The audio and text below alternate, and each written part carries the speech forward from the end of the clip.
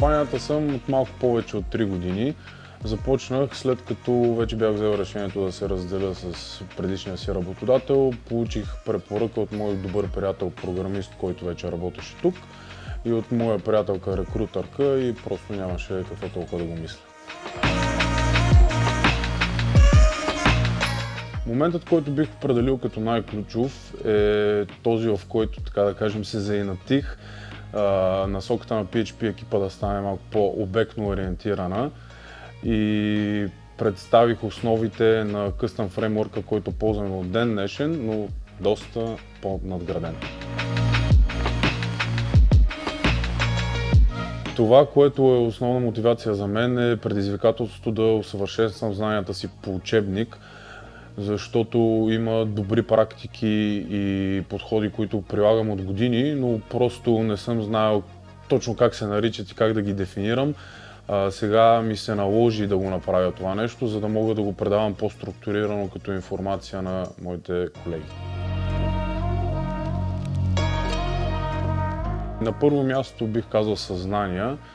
Те, съпътствани с упоритост, търпение и компромиси, помогнаха всяка една грешка да се превърне в урок и всяко едно неразбирателство да се превърне в продуктивно приятелство.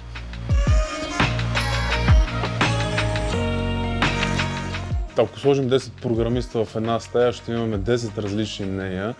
За мен беше предизвикателство така да се нагодя с всеки един, чисто от гледна точка на характер, за да може да се срещнем по средата в технически дискусии, на практика да имаме продуктивен изход от нашия разговор. Това да контролирам креативния си хаос, за да мога по-структурирано да представя моята обратна връзка и съвети към останалите. На първо място организационните си умения, защото бих казал, че в момента се чувствам доста по-комфортно като ръководител на екип в сравнение с преди една година.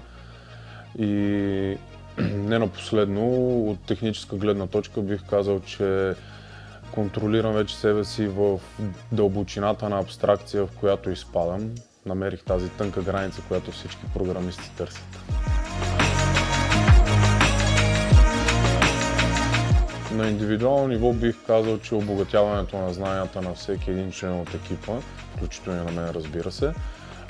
На бизнес ниво мога да кажа, че виждайки това как членовете от екипа в съвкупност подпомагат подобряването на продукцията.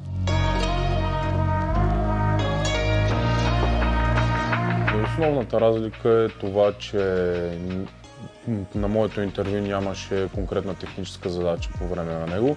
Просто аз трябваше да предоставя код, който е мое производство и смятам, че е добре структуриран и оптимизиран, докато сега имаме малко по-учителски подход и изпитваме кандидатите на място.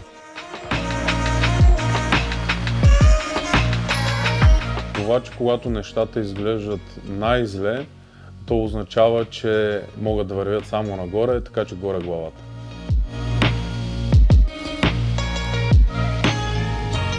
Слушай и уважавай по-опитните от теб и си записвай.